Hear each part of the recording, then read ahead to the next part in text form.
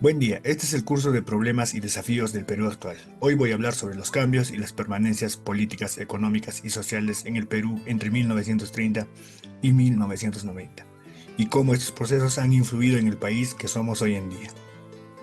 Este periodo de 60 años fue una etapa de intensas transformaciones, pero también de fuertes continuidades. Aunque hubo intentos de modernizar el país, muchos de estos cambios no lograron romper con estructuras tradicionales de poder, desigualdad y exclusión. Entender lo que ocurrió en estos años nos ayuda a comprender por qué el Perú actual enfrenta los retos que hoy enfrenta. Aunque se restableció la democracia con el gobierno de Fernando Belaúnde, la política siguió siendo frágil, con partidos débiles, clientelismo y falta de representación real para muchos peruanos. Desde 1930 el Perú vivió una serie de golpes de Estado, comenzando con el de Luis Sánchez Cerro y más adelante con el gobierno militar de Juan Velasco Alvarado.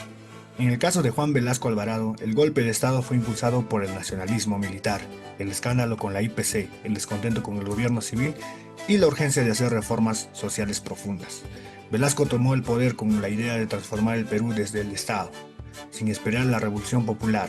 Se apostó por el desarrollo industrial, se nacionalizaron sectores estratégicos e incluso se hizo una reforma agraria para distribuir tierras. A partir de este venturoso 24 de junio, el campesino del Perú será en verdad un ciudadano libre, a quien la patria al fin le reconoce el derecho a los frutos de la tierra que trabaja. Campesino, el patrón ya no comerá más tu pobreza. Hablar de la reforma agraria en el Perú, impulsada por el gobierno de Juan Velasco Alvarado en 1969, es tocar una de las transformaciones más importantes y también más debatidas de nuestra historia republicana. Mi postura es que sí fue necesaria y beneficiosa en términos sociales y políticos, pero falló en el plano económico y en su implementación práctica, lo cual limitó sus alcances reales. El 3 de octubre de 1968, Juan Velasco Alvarado asumió el poder y el 24 de junio de 1969 se promulgó el Decreto Ley 17.716 de Ley de Reforma Agraria.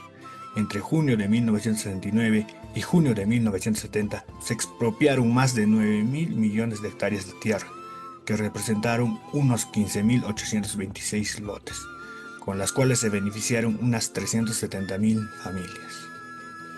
Políticamente, la reforma agraria significó una ruptura con un sistema feudal que había sobrevivido por siglos, el de las haciendas y los gamonales, hasta fines de los años 60, en muchas regiones del Perú, especialmente en la sierra.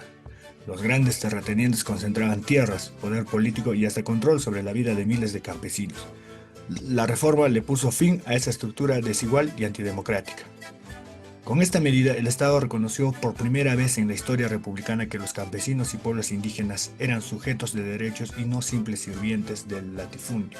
Un golpe militar el que la impulsó, la reforma agraria fue en ese sentido un paso hacia la democratización del país, porque desarticuló una de las bases más antiguas de exclusión y dominación.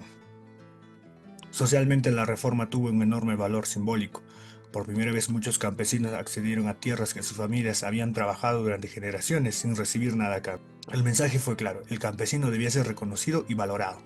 Este reconocimiento fortaleció la identidad rural y andina y sembró una semilla de ciudadanía que, aunque tardó en florecer plenamente, siguió dando fruto. Sin embargo, hay que reconocer que la reforma no fue acompañada por políticas complementarias. No se brindó suficiente asistencia técnica, infraestructura, crédito o acceso a mercados.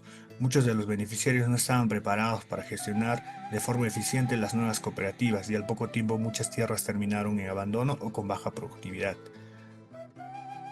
Esto afectó en la economía, donde los resultados fueron mixtos. Por un lado, se democratizó la propiedad de la tierra, algo esencial para construir una economía más inclusiva, pero por otro, la ejecución apresurada, la falta de apoyo técnico y el debilitamiento de la inversión agrícola terminaron afectando seriamente la productividad del campo.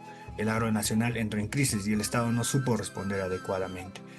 Además, el proceso de expropiación desincentivó a muchos empresarios privados del sector rural y no se logró reemplazar ese dinamismo con nuevas reformas de producción eficientes. En pocas palabras, la reforma agraria fue justa, pero mal planificada. En conclusión, considero que la reforma agraria fue beneficiosa y necesaria en el plano social y político, Aunque permitió desmontar una estructura injusta y sentó las bases para una mayor inclusión y reconocimiento del mundo campesino, no obstante, su falta de visión económica de largo plazo y su mala implementación limitaron profundamente sus resultados. Quizá el error no fue hacerla, sino haberla acompañado de una verdadera reforma integral del Estado y del sistema económico. Por eso, mirar hacia el futuro no se trata de regresar al pasado, sino de aprender de él. La tierra ya no puede volver a ser el privilegio de unos pocos, pero tampoco podemos permitir que el olvido estatal condene al campo al atraso. La verdadera reforma sigue pendiente. Gracias.